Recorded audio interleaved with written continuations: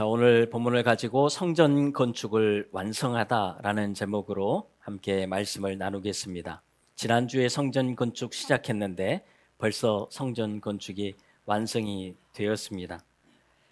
자, 우리가 항상 믿음 안에 살아가면서도 늘 고민이 되는 것이 있습니다. 우리의 모습을 보면 내가 정말 믿음이 있는 것 같다가도 또 어느 때 보면 믿음이 전혀 없는 것 같을 때가 있어요.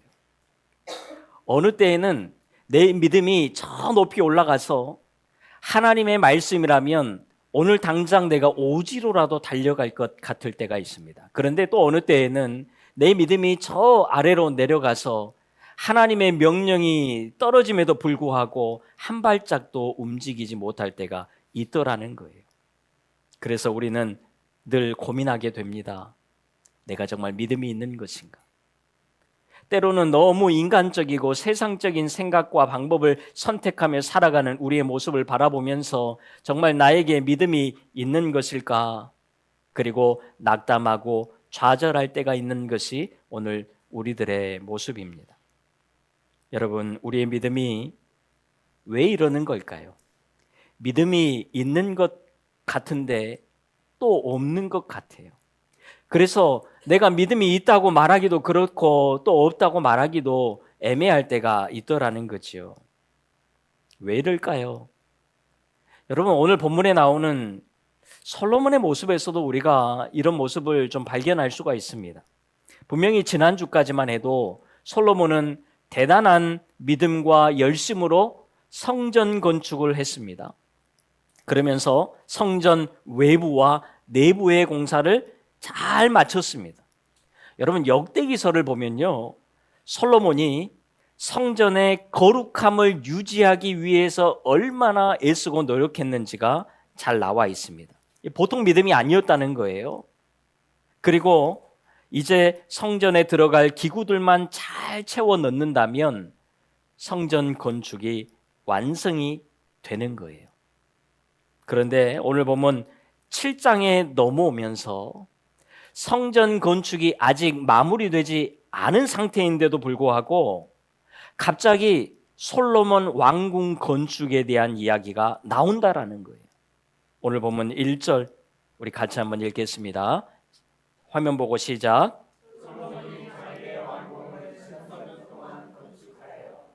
자, 솔로몬이 성전을 7년 동안 건축했습니다. 그런데 왕궁은 13년 동안 건축을 했다라고 지금 이야기를 시작하고 있어요.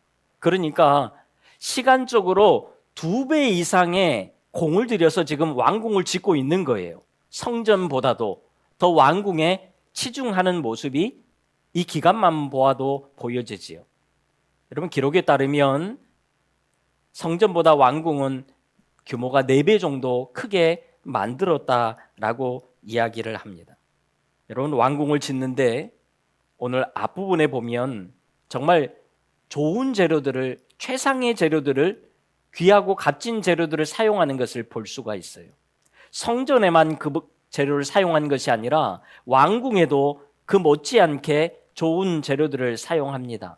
성경에 보면 마치 여호와의 성전과 같았다라고 말씀을 하고 있습니다. 그리고 심지어는 오늘 본문에 보면요, 바로의 딸을 위해서도 집을 지었다라고 지금 이야기를 하고 있어요. 어떻게 보면 솔로몬에게 그렇게 좋아 보이지 않는 그런 내용들을 오늘 기록하고 있다라는 거죠. 여러분, 성전 건축이 아직 완성되지 않은 상황에서 갑자기 왜 이 말씀을 중간에 굳이 집어넣어야만 했을까요? 솔로몬의 마음이 성전을 완성하기도 전에 왕궁으로 마음이 분산되었다는 것을 의미하는 것 아니겠어요? 물론 성전을 먼저 완성했겠지요. 그리고 그 다음에 왕궁을 짓기 시작했을 것입니다. 하지만 솔로몬의 마음이 이미 성전에서 왕궁으로 넘어가 버렸다라는 거예요. 그렇게도 믿음이 좋았던 그 솔로몬, 하나님의 성전을 위해서 애썼던 솔로몬이 이제는 왕궁으로 마음을 빼앗겨서 왔다 갔다 하는 것을 볼 수가 있는 거지요. 여러분, 이것이 솔로몬의 마음만 그럴까요? 오늘 우리의 마음이 그렇다는 거예요. 믿음이 있는 것 같다가도 또 믿음이 전혀 없는 것처럼 선택하고 결정하고 살아가는 우리의 모습을 보게 됩니다. 하나님이 나의 주인님이십니다 라고 고백하지만 내 삶의 모든 것은 내가 주인이 되어서 결정하고 살아가는 우리의 모습을 발견하게 되지요. 어느 때에는 예수님의 선한 마음을 우리가 닮아서 정말 좀 선하게 살아가는 것 같습니다. 그런데 또 어느 때에는 정말 분과 악으로 가득 차서 살아가는 우리의 모습도 있잖아요.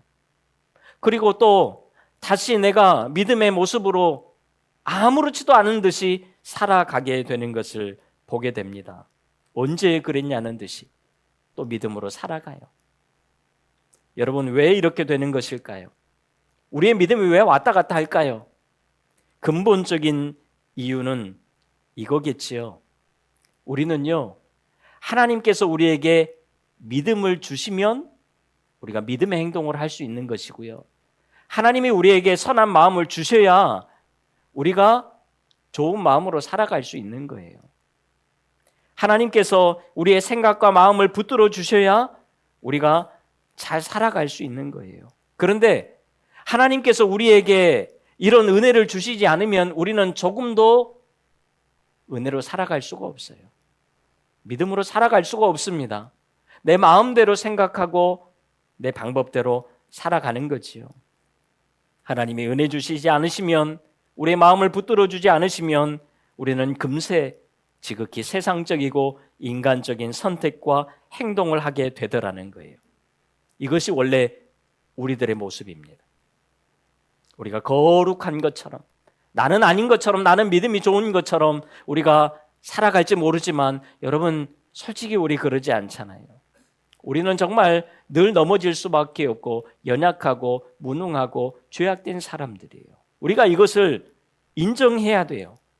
그래서 우리의 이 연약함을 인정하고 고백하면서 하나님의 은혜를 늘 구하면서 살아야 한다라는 거예요. 하나님이 은혜 주시면 우리가 은혜롭게 사는 것이고요. 은혜 안 주시면요, 우리는 세상적인 방법으로 금방 살아가요. 그래서 늘 은혜가 필요한 자들입니다. 자, 그런데 솔직히 이것만으로는 뭔가 부족한 것 같습니다. 여러분, 은혜를 받기 위해서는 당연히 은혜를 구하겠지요. 구하셔야 합니다. 하지만 은혜를 더 잘 받기 위해서는 어떻게 해야 될까요? 은혜 안에 머무는 것이 필요하지 않겠어요? 우리의 생각과 마음에 무엇을 채우고 있느냐, 이것이 중요하다는 것입니다. 여러분, 우리가 자주 경험하잖아요. 하루를 여러분이 말씀과 기도로 시작하면 여러분, 그 말씀이 또 그 기도가 하루에 우리의 삶에 반드시 영향을 주게 되어 있습니다. 그게 많든 적든 반드시 그 하나님의 말씀과 기도는 영향을 줘요. 우리가 그것을 느낄 수 있잖아요. 못 느끼시는 분들은 말씀과 기도로 출발하지 않기 때문에 못 느끼는 거지, 여러분 한번 출발해 보십시오. 반드시 그 말씀이 우리의 삶 속에 역사하게 되어 있어요. 이게 하나님의 말씀이거든요. 여러분, 우리가 찬양을 들으면서 운전을 하고 가고 있는데 어떤 차량이 깜빡이도 없이 그냥 확 밀고 들어와요. 그러면 순간 화는 나지요. 그런데 그 다음으로 나아가지 않아요.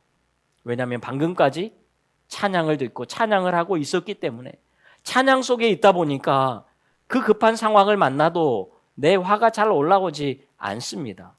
그런데요, 내가 정말 복잡한 이런저런 생각을 하고 가고 있고 내 마음이 안 그래도 심란한데 누군가가 확 끼어들면 어떻게 돼요? 그냥 무방비로 열리게 되는 거지요.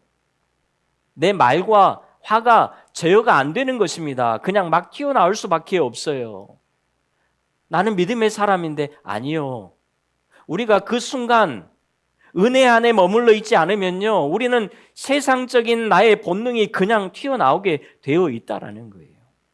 그래서 우리의 생각과 마음에 지금 무엇으로 채워져 있느냐, 이것이 너무 중요하다라는 거예요. 오늘 여러분의 마음에는 무엇으로 채워져 있습니까? 그 채워져 있는 것에서 여러분들의 말과 행동과 삶의 태도와 방식들이 나온다라는 거예요. 자, 그래서 오늘 본문 13절 이하에 보면요, 성전을 무엇으로 어떻게 채워가야 하는지 그것에 대해서 잘 말씀해 주고 있습니다. 솔로몬이 성전에 들어갈 기구들을 건축하고 제작하게 되는데 그것이 오늘 본문 말씀이에요. 물론 여기에서 나오는 이 기구들은 성막 때부터 있어 왔던 그런 기구들이지요. 하지만 이제 새 성전에 맞춰서 다시 새롭게 제작하는 겁니다.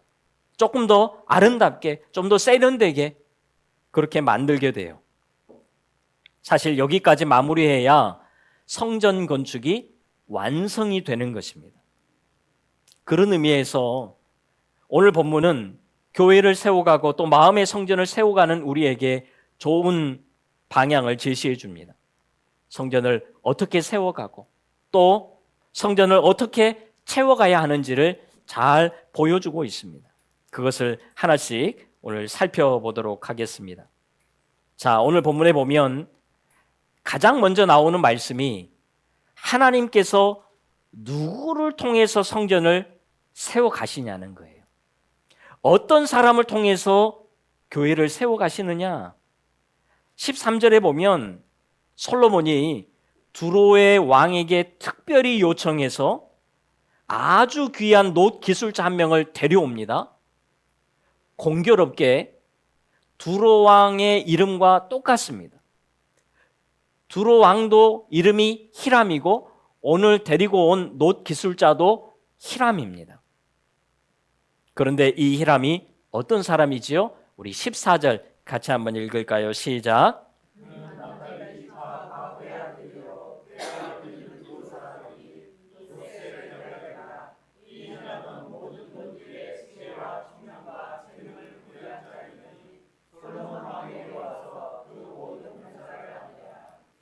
이 히람은 마치 모세가 성막을 지을 때 그를 도왔던 부살렐과 오홀리압과 같은 사람이었습니다. 여러분, 부살렐과 오홀리압, 이들은 하나님께서 특별히 지혜와 재능을 주셔서 모세와 함께 성막을 지었던 사람들이지요. 하나님께서 붙여주신 귀한 사람들입니다.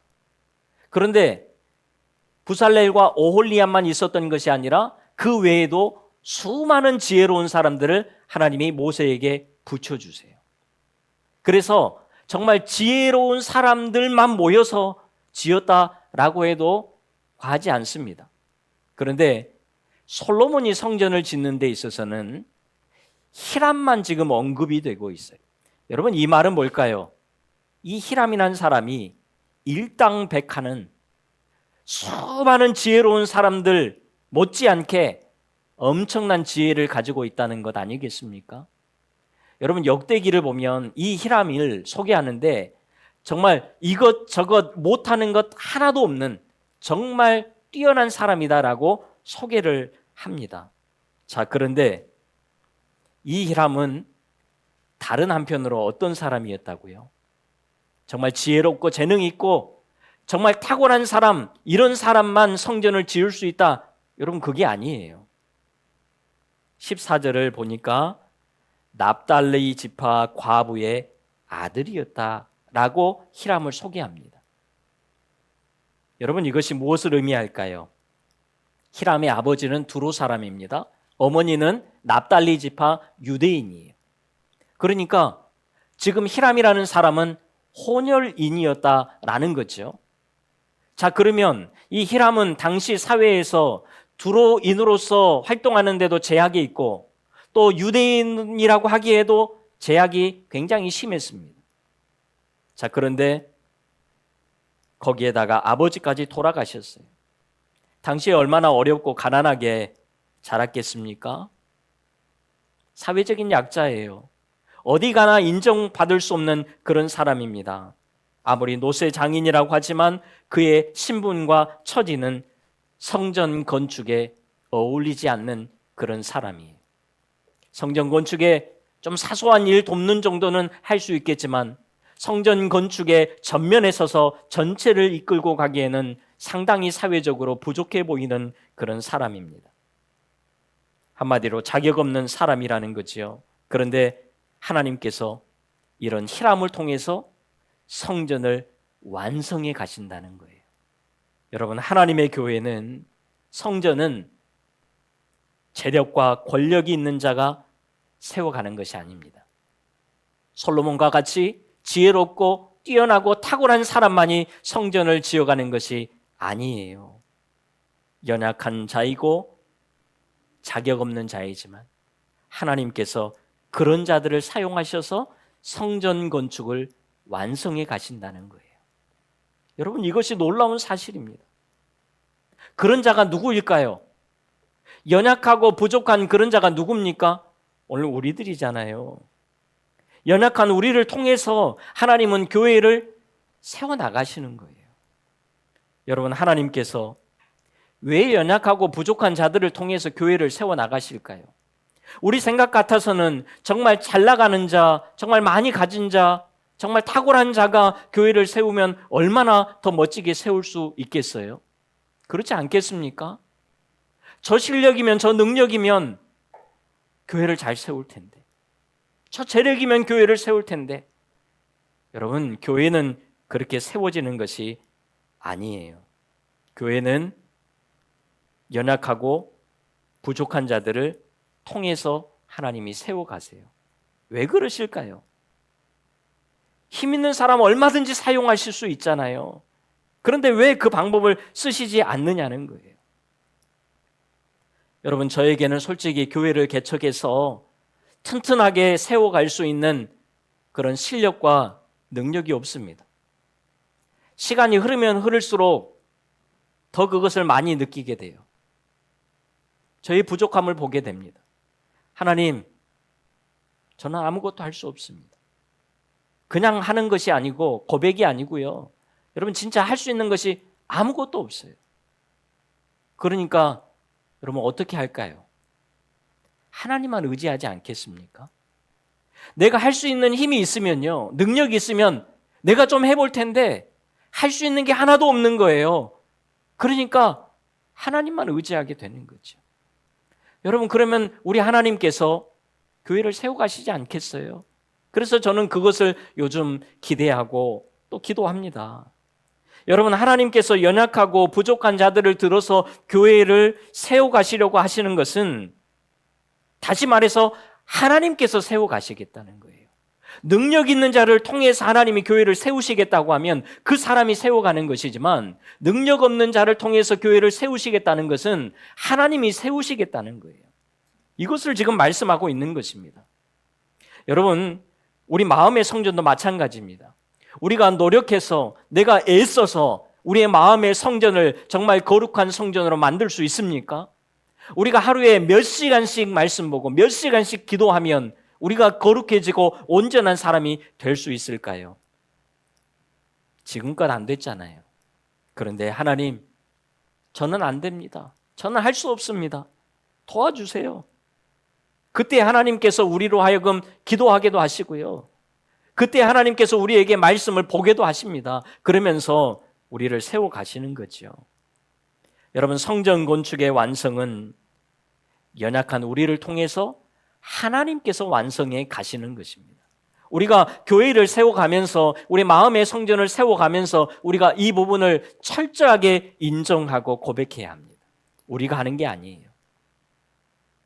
지금 이것을 강조하고 있습니다. 그러면서 이제 본격적으로 성전 안으로 들어가지요. 그런데 성전 마당에 딱 들어가니까 뭐가 세워져 있어요? 히람이 먼저 놋 기둥 둘을 세우는 것을 보게 됩니다.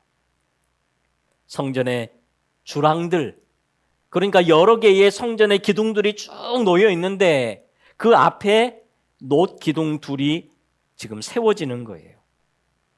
여러분, 요즘에 건물들을 보면요, 건물들 앞에나 옆에 어떤 공터에다가 조형물들을 많이 설치하는 것을 보게 됩니다. 그 건물에 대한 어떤 의미와 목적을 거기에 두고 있지요. 그래서 때로는 돌로도 만들고 때로는 철로도 만들고 노수로도 만들고 그러면서 다양한 조형물들을 세우게 됩니다. 예술품들이 막 세워져 있어요. 마치 그것처럼 성전에도 이런 조형물이 세워지는데 놋 기둥 둘이 세워지게 됩니다. 높이가 18규빗이니까요. 대략 한 8m가 좀 넘는다고 보시면 됩니다. 그리고 이 기둥 위에 둥근 기둥머리가 올라가요. 자, 이것까지 포함을 하면 전체 10m 이상의 높이가 지금 된다라는 거죠. 지금 가늠이 안 되니까 제 키가 2m가 좀 안 되거든요. 네. 비웃으면 건강에 해롭습니다. 자, 2m 곱하기 5 그러니까 10m 그 정도 높이로 여러분들이 생각을 한번 해보시면 돼요. 둘레는 5m가 넘습니다. 둘레가. 자, 그러니까 한 사람이 그 기둥을 품지 못해요. 두세 사람이 품어야 되는 그런 둘레의 두께에 있는 기둥 두 개가 서 있습니다. 그러니 얼마나 큽니까? 지금 우리 생각으로 보면 그 정도는 뭐 얼마든지 할 수 있겠다. 당시의 기술로는 굉장히 커다란 조형물이라고 볼 수가 있겠지요. 이 기둥에 대해서 성경에서 자세하게 언급하는 부분이 나옵니다. 남유다가 바벨론에 의해서 멸망을 당할 때에 이 성전의 모든 것들이 헐리게 돼요. 그래서 모든 것들이 다 빼앗기게 됩니다. 그때에 예레미야 52장 21절에 보면 이렇게 말씀을 해요. 같이 한번 읽습니다. 시작.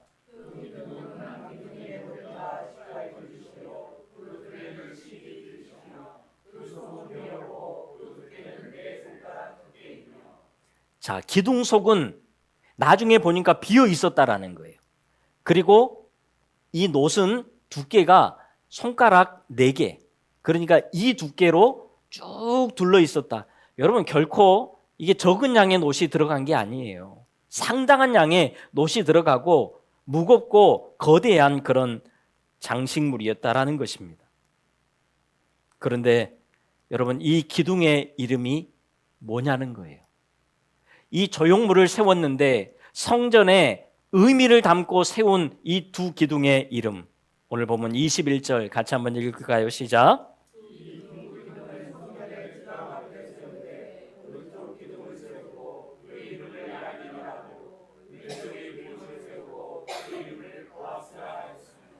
자, 하나의 이름은 야긴이고 하나는 보아스입니다. 야긴은 하나님께서 세우신다라는 뜻이고요. 보아스는 하나님께 능력이 있다라는 그런 뜻입니다. 그러니까 지금 이 두 놋 기둥을 세운 의미는 성전을 하나님께서 하나님의 능력으로 세워가신다라는 것을 이야기하는 거예요. 여러분 성전은 누가 세우신다고요? 하나님이 세우시는 거예요. 사람이 세우는 게 아닙니다. 능력 있는 자가 세우는 게 아니에요. 연약한 우리를 통해서 하나님이 세워가시는 거죠. 하나님께서 완성하시는 것입니다. 우리는 부족하고 연약하지만 여러분 하나님께서 주님의 몸된 교회를 온전히 세워가실 줄로 믿습니다. 이런 확실한 믿음으로 교회와 성전을 우리가 세워가는 거예요. 자, 그러면서 히람은 놋 기둥을 세운 후에 이제는 성전 뜰에 둘 제사에 필요한 바다와 물두멍이라는 것을 놋으로 만듭니다. 쉽게 말해서 바다는 좀 큰 물탱크이고요. 물두멍은 좀 작은 물탱크라고 보시면 됩니다. 역대기의 말씀에 보면 이 바다는 사용되는 용도가 제사장들이 성소 안에 들어갈 때에 그리고 제사를 집례하기 전에 손과 발을 씻는 용도로 사용하는 물을 담아두는 탱크이고 물두멍은 제사 때에 제물을 잡는 데 사용해야 될 물, 그 물을 담아두는 것이 물두멍입니다.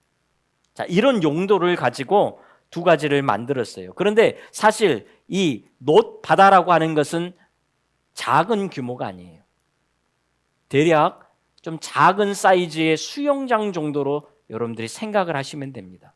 물의 양도 어마어마하게 들어갑니다.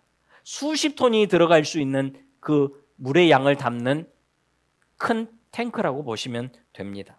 그리고 제사에 필요한 도구들을 다 놋으로 제작을 해요. 얼마나 많이 만들었던지 47절, 오늘 47절을 보세요. 기구가 심히 많음으로 솔로몬이 다 달아보지 아니하고 두었으니 그 놋 무게를 능히 측량할 수 없었더라. 엄청난 양의 놋이 사용이 된 것입니다. 아마 당시에 햇볕이 강하게 쬐는 낮 시간대에는 성전이 번쩍번쩍 빛이 났을 것입니다. 어디서든지 바라보더라도 휘황찬란한 성전의 모습을 볼 수 있었을 거예요. 성전을 정말 아름답게 만들었습니다. 그런데 여러분, 왜 놋으로 이것을 만들었을까요? 그저 화려한 성전, 그것을 드러내기 위한 것일까요? 그것이 아니에요.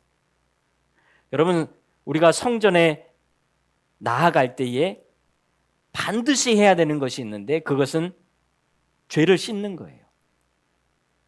자, 이것을 위해서 놋으로 모든 것들을 만들어 놓은 것입니다. 여러분, 우리의 마음에 죄가 얼마나 많이 끼는지 몰라요. 그 빛난 구리가 금세 거무스름한 그런 구리로 변하는 것처럼 우리의 죄가 그렇게 되는 거예요. 그래서 항상 우리는 이 죄를 씻어내야 돼요. 성전에 들어가면서 우리의 죄악된 것들을 계속해서 씻어내야 돼요. 마치 거무스름하게 변해버린 구리를 닦는 것처럼 우리는 우리의 죄악된 것들을 빡빡 닦아내야 합니다. 이것이 성전에 들어갈 때에 반드시 필요한 기능이라는 것입니다. 그래서 놋으로 모든 것들을 반짝반짝 만들었던 거예요. 바라기는 여러분, 죄를 안 짓는 성도가 아니라 죄를 잘 씻어내는 그런 우리 모두가 되기를 바라요. 여러분, 우리가 어떻게 죄를 안 지을 수 있습니까? 죄를 안 지을 수 있는 방법을 아시는 분은 저에게 꼭 말씀을 해 주십시오. 죄를 안 지을 수 없잖아요. 그러면 죄를 잘 씻어내야 되는 거예요. 주님, 저는 죄인입니다. 은혜를 주옵소서. 그러면서 겸손하게 엎드리는 우리 모두가 될 수 있기를 바라요. 이것이 성전으로 나아가는 방법입니다. 자, 그리고 이제 진짜 성전 안, 성전 내부로 들어갑니다. 그리고 성막 때부터 있어 왔던 금향단, 또 금등잔대, 또 진설병을 올려놓는 금상, 그리고 성전 안에서 사용하는 모든 기구를 다시 다 금으로 만듭니다. 기존 거 사용하지 않아요. 새롭게 만들었습니다. 금으로 다 만듭니다. 흠이 없으신 거룩하신 하나님 앞에 온전히 서겠다는 거예요. 여러분, 우리가 어떻게 거룩해질 수 있을까요? 거룩해질 수 있는 방법, 디모데전서 4장 5절 같이 한번 읽을까요? 시작. 하나님의 말씀과 기도로 거룩하여짐이라. 아멘. 말씀과 기도로 우리가 거룩해진다는 거예요. 말씀과 기도를 가지고 성전을 채워가는 것입니다. 말씀과 기도로 성전을 채워가고 세워가는 것입니다. 여러분, 말씀과 기도로 오늘 우리의 마음의 성전을 가득가득 채우고 또 우리 교회도 말씀과 기도로 가득가득 채워서 정말 멋지게 성전을, 교회를 세워가는 우리 모두가 다 될 수 있기를 간절히 소망합니다. 여러분, 그때에 성전이 완성되는 거예요. 성전으로 나아가면서 우리의 죄악된 것들을 다 씻어낸 다음에 거룩함으로 우리의 내면을 채워갈 때에 우리가 온전한 성전이 되어 간다라는 거예요. 자, 그런데 오늘 본문에 보면 이런 의문점 하나가 생깁니다. 성전 내부는 다 금으로 만들고 성전 외부는 다 노수로 만들었습니다. 여러분, 왜 이렇게 했을까요?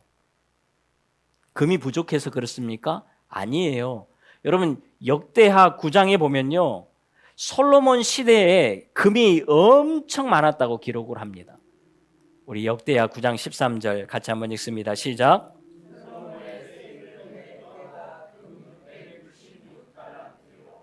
자, 세금으로 거둬들인 금이 666달란트입니다. 다시 말해서 금이 23톤이 넘는 어마어마한 양의 금이 있었다라는 거예요. 매년 거둬들이는 것이 총 재산이 아니고 거둬들이는 금액이 그 정도였다라고 이야기를 합니다. 여러분, 역대하 9장에 보면요, 금이 얼마나 많았던지 은은 돌처럼 흔하게 여겼다라고까지 말씀을 합니다. 얼마나 많은 금을 가지고 있어요? 솔로몬의 마음과 열정 정도면 얼마든지 성전 바깥에도 금으로 도배를 할 수 있습니다. 그런 양을 가지고 있어요. 그런데 왜 그렇게 하지 않았을까요? 도대체 무슨 차이를 지금 우리에게 말씀하는 걸까요? 의미가 있지 않겠습니까? 여러분, 이것은요, 성전의 외형보다 내면에 더 집중해야 된다는 것, 오늘 우리에게 보여주는 것 아니겠습니까? 여러분, 48절에 보면 솔로몬이 이제는 기구를 만드는 데 적극적으로 참여해요. 그 전까지는 히람에게 맡겼다면 이제 금으로 만드는 성전 내부에는 직접 다시금 참여를 하는 것을 볼 수가 있어요. 그만큼 솔로몬도 성전 내부에 더 신경을 쓰고 있다라는 거지요. 그리고 내부만 금으로 사용합니다. 성전 내면이 더 중요하다는 거예요. 바라기는 여러분, 우리 교회도 인테리어가 아름다운 교회가 되지 않기를 바라요. 우리 성도들의 내면이 아름다운 그런 교회가 될 수 있기를 바랍니다. 여러분, 우리의 모습도 행동으로 보여지는 것뿐만 아니라 우리의 생각과 마음이 거룩해지기를 바라요. 겉으로만 거룩한 모습 얼마든지 흉내낼 수 있어요. 얼마든지 잘할 수 있습니다. 그러나 그것 말고 우리의 생각과 내면이 거룩해지자라는 거예요. 자, 그러려면 우리의 내면을 무엇으로 채우느냐가 중요합니다. 우리의 내면을 무엇으로 채울까요? 말씀과 기도로 채워야 돼요. 말씀과 기도로 채우기 전에 우리에게 이미 차 있는 죄와 욕심들을 다 걷어내야 돼요. 그리고 말씀과 기도로 꽉 채우는 것입니다. 거룩한 것들로 계속 채우는 거예요.